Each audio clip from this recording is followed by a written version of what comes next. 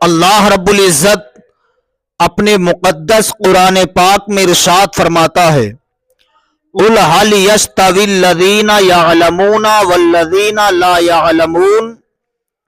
اے محبوب اعلان فرما دیجئے، علم والے اور بے علم برابر نہیں۔ اللہ کے پیارے محبوب صلی اللہ تعالی علیہ وسلم ارشاد فرماتے ہیں، اطلبوا العلم ولو کان بالصین، علم حاصل کرو چاہے تمہیں چین جانا پڑے۔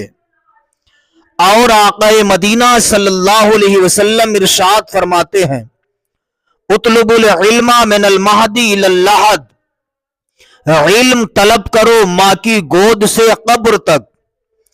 آقا کریم صلی اللہ علیہ وسلم نے علم دین حاصل کرنے پر کتنا فوکس دیا ہے۔ آقا کریم صلی اللہ تعالی علیہ وسلم پر جو پہلی وحی نازل ہو رہی ہے، اقرا پڑھو اقرا پڑھو، اللہ رب العزت نے اپنے پیارے محبوب صلی اللہ تعالی علیہ وسلم پر جو پہلی وحی نازل فرمائی ہے وہ اقرا پڑھو اقرا پڑھو پڑھنے سے نازل فرمائی ہے۔ ہمیں اور آپ کو پڑھنا کیوں چاہیے؟ علم دین حاصل کرنا کیوں ضروری ہے؟ اس لیے کہ جب انسان علم دین حاصل کر لیتا ہے، اسے زندگی گزارنے کا طریقہ معلوم چل جاتا ہے۔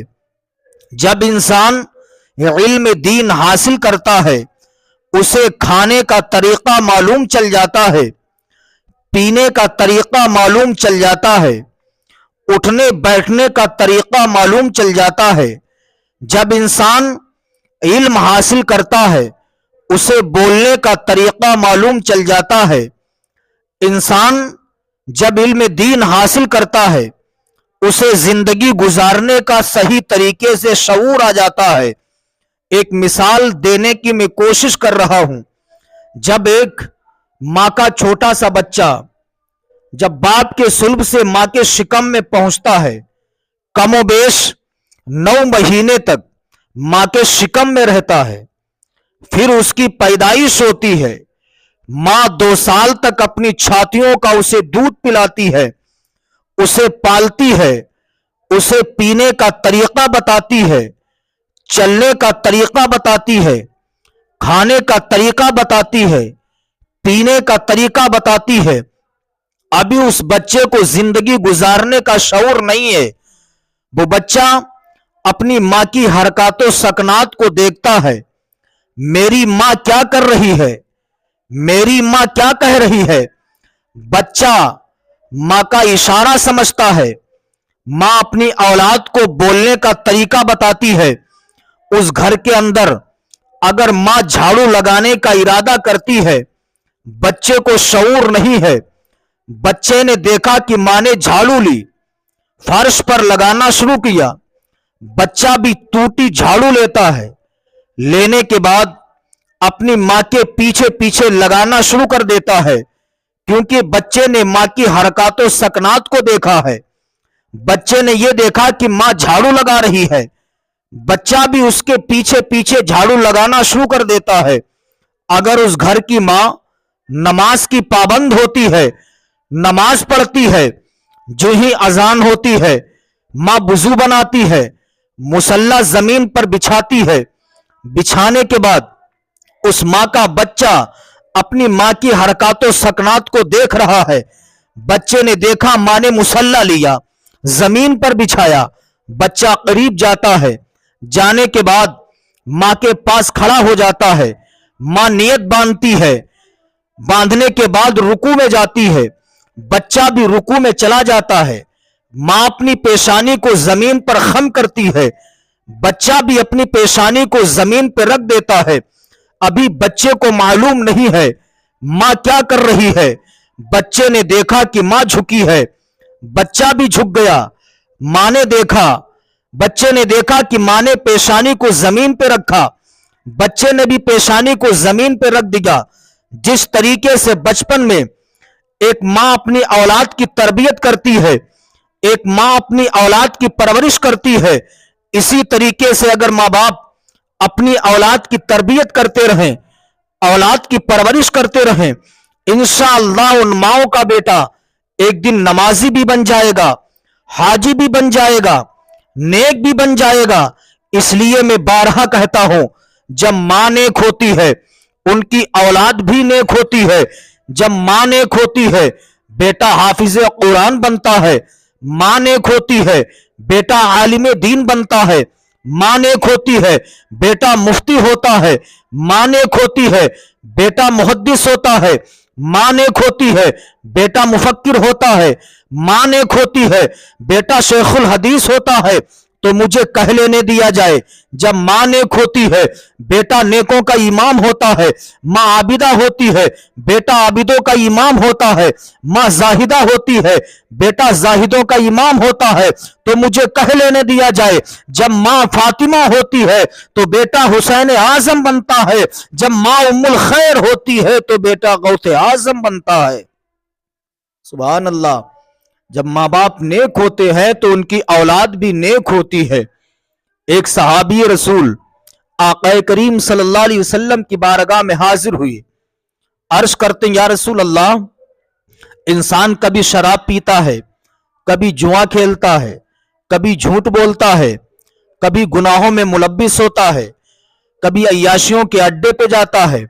या रसूल अल्लाह, ऐ मेरे आका, इंसान के जिस्म में कौन सी ऐसी चीज है जिसके बिगड़ जाने से इंसान शराब पीने लगता है, जिसके बिगड़ने से इंसान अय्याशी करने लगता है, जिसके बिगड़ने से इंसान गुनाहों में मुलव्विस होना शुरू हो जाता है? या रसूल अल्लाह, इंसान के जिस्म में कौन सी ऐसी चीज है जिसके बिगड़ने से इंसान बिगड़ जाता है? आका करीम सल्लल्लाहु अलैहि वसल्लम ने इरशाद फरमाया, वो दिल है दिल। क्या फरमाया? दिल है दिल। नबी ने फरमाया, मेरे सहाबा सुनो, वो दिल है। जब इंसान का दिल बिगड़ता है तो इंसान बिगड़ जाता है। जब दिल बिगड़ता है इंसान शराबी बन जाता है। जब दिल बिगड़ता है इंसान पापी बन जाता है। जब दिल बिगड़ता है इंसान जानी बन जाता है। जब दिल बिगड़ता है इंसान शराबी बन जाता है। जब दिल बिगड़ता है इंसान जुआरी बन जाता है। जब दिल बिगड़ता है इंसान गुनाहों में मुलव्विस होना शुरू हो जाता है। जब इंसान का दिल बिगड़ता है इंसान अबू जहल बन जाता है। जब दिल बिगड़ता है इंसान अबू लहब बन जाता है। जब दिल बिगड़ता है इंसान उतबा बन जाता है। जब दिल बिगड़ता है इंसान शैबा बन जाता है।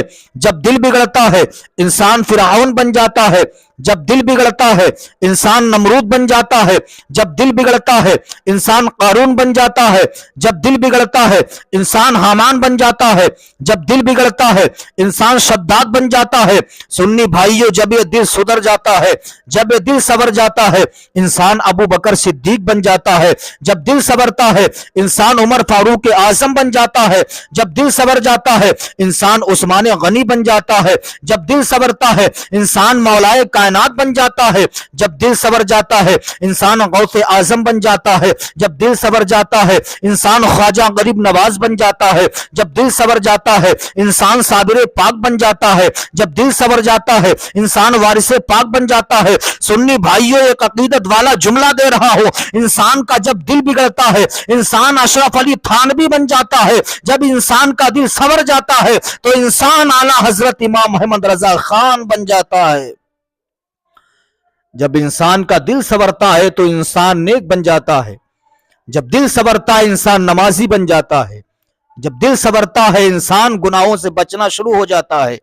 जब दिल सवरता है इंसान अपने वालिदैन की खिदमत करता है। जब दिल सवरता है तो इंसान अच्छाइयों की तरफ माइल होना शुरू हो जाता है। तो इसलिए हमें इल्म इसलिए हासिल करना चाहिए कि इल्म और अमल से मिलती है इंसान को हयात। इंसान जिंदा लाश है तालीम के बगैर।